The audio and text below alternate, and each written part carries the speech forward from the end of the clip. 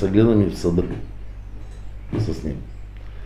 Защото не можеш да прекараш, тук сега ти дед го покажам да го няма, да няма инспекция финансова, да няма нищо, да седна тук и да ви прекарам един час глупости. Колко лош е Иван Драганов.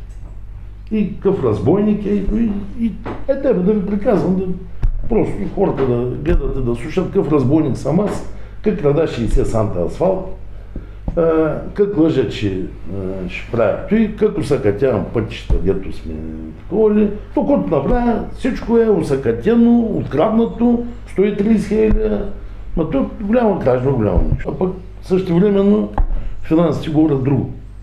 То няма напрежение, то е плюнки. Аз така му казвам. Това са клевети. Значи не можеш, ето аз ви говоря с факти. 130 хиляди ги откраднаха държавни пари от снегопочистването. 20 пъти му обяснявам.